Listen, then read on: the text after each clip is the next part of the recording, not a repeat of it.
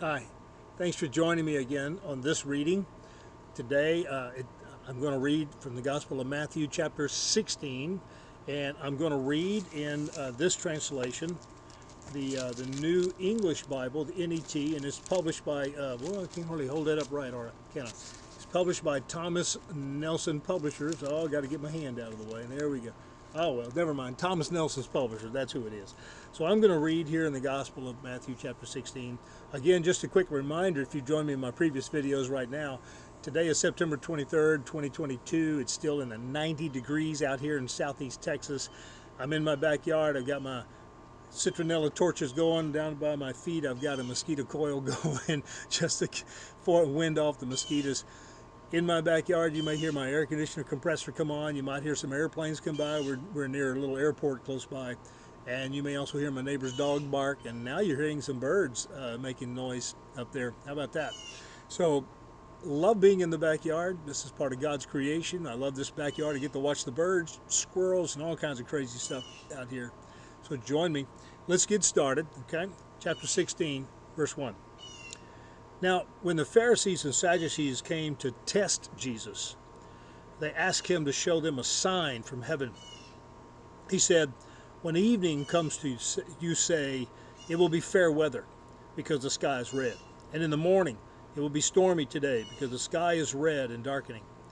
You know how to judge correctly the appearance of the sky, but you cannot evaluate the signs of the times. A wicked and adulterous generation asks for a sign, but no sign will be given to it except the sign of Jonah. Then he left them and went away. When the disciples went to the other side, they forgot to take bread. Watch out, Jesus said to them, beware of the yeast of the Pharisees and the Sadducees.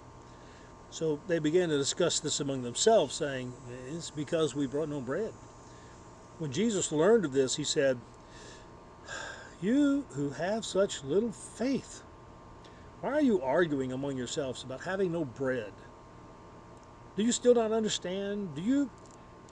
Don't you remember the 5 loaves for the 5,000 and how many baskets you took up? Or the 7 loaves for the 4,000 and how many baskets you took up? How could you not understand that I was not speaking to you about bread? But beware of the yeast of the Pharisees and the Sadducees. Then they understood that he had not told them to be on guard against the yeast in bread, but against the teaching of the Pharisees and the Sadducees. When Jesus came to the area of Caesarea Philippi, he asked his disciples, who do people say that the Son of Man is? They answered, some say John the Baptist, others Elijah, and others Jeremiah, or one of the prophets. He said to them, who do you say that I am? Simon Peter answered, you are the Christ, the Son of the living God. And Jesus answered him, you are blessed, Simon, son of Jonah, because flesh and blood did not reveal this to you, but my Father in heaven.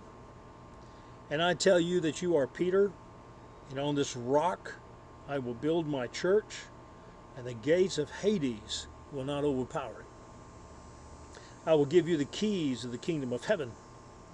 Whatever you bind on earth will have been bound in heaven, and whatever you release on earth will have been released in heaven. Then he instructed his disciples not to tell anyone that he was the Christ. From that time on, Jesus began to show his disciples that he must go to Jerusalem and suffer many things at the hands of the elders, chief priests, and experts in the law, and be killed, and on the 3rd day be raised. So Peter took him aside and began to rebuke him. God forbid, Lord, this must not happen to you. But he turned and he said to Peter, get behind me, Satan. You are a stumbling block to me because you are not setting your mind on God's interest, but on man's. Then Jesus said to his disciples, if anyone wants to become my follower, he must deny himself, take up his cross, and follow me. For whoever wants to save his life will lose it, but whoever loses his life because of me will find it. For what does it benefit a person if he gains the whole world, but forfeits his life? Or what can a person give in exchange for his life? For the Son of Man will come with his angels in the glory of his Father, and then he will reward each person according to what he has done.